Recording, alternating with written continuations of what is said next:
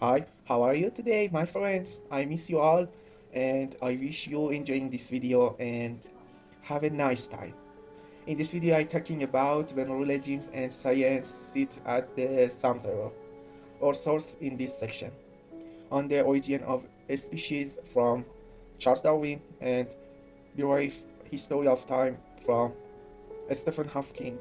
And let's go to see. So, religions and science are one of those weird combos. Sometimes they are like the best friend, and sometimes they are like two stubborn kids fighting over a toys in kindergarten. On one side, religion says everything I say is true because I come from above, is a dictator, and uh, science says nah, buddy, only what I can prove is true. Let's dive in and see how does to have managed to get along or not. First, let's start with the Middle Ages. Back then, religions was like the boss that told everyone what to do. Even scientists had to obey. For example, the church told everyone that the earth was the center of the universe and the sun revolved around it.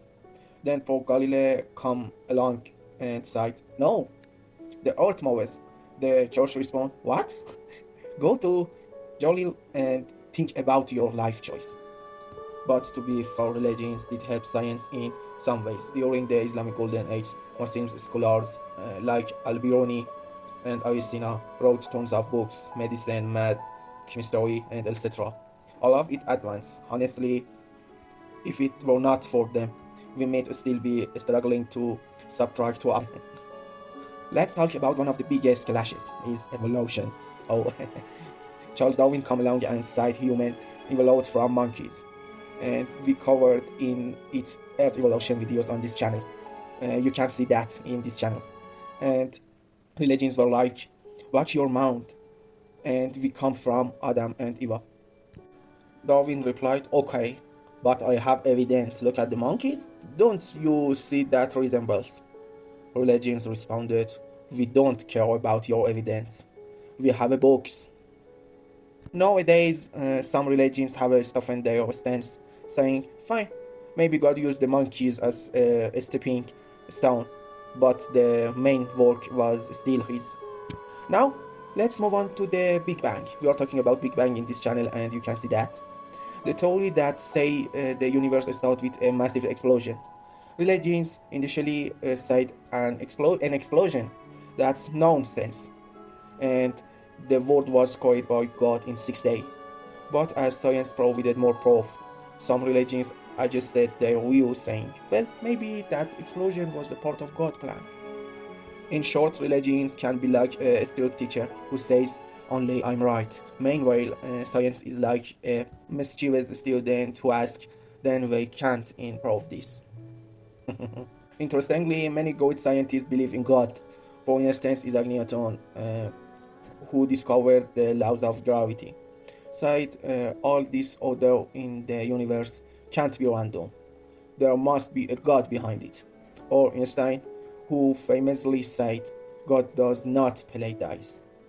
And we are not exactly sure what he meant by that, but it's clear he believed in God.